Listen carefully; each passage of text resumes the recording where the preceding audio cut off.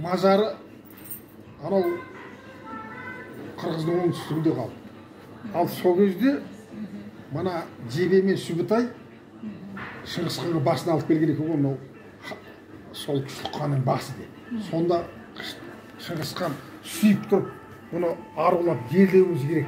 Өйткені бұл менің досым, әрі жауым, әрі өзімен белдескен мықты азамат деп бұны арулап отырып жерлеткен.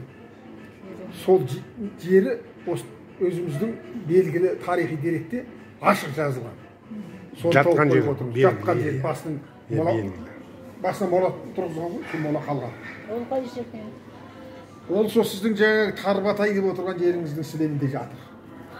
Сол таулардың бір Сол таулардың бұрышында тоқетерін айтпаймыз енді. Қайтып бара жатқанда мына жерден 23-ші жыл қайтты.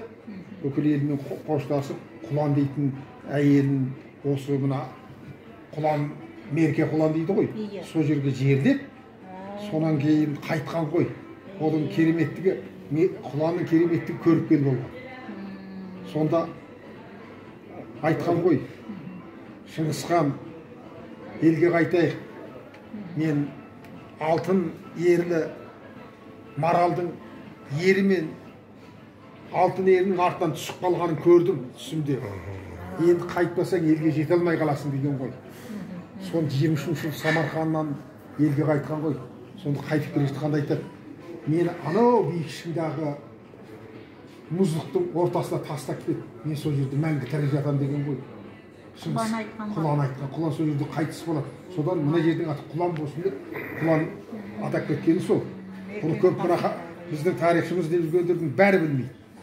Ол жаңағы мұздық қай жерде жатқанын білемейді. Өзіңіз қағылысына. Қайратыңызға.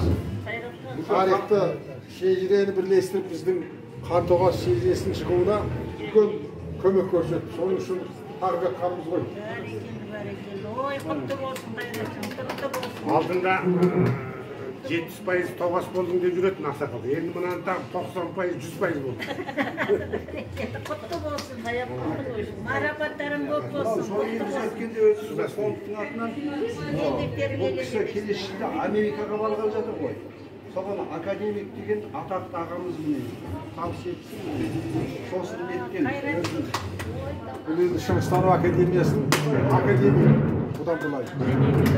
Біздің дәрежесін өзімізге Америкаға бар. Просто доктор болып қалмайды. Академик болып қазақтың алдын алып қойды. Соның қорғасын дедік. Анау қазақ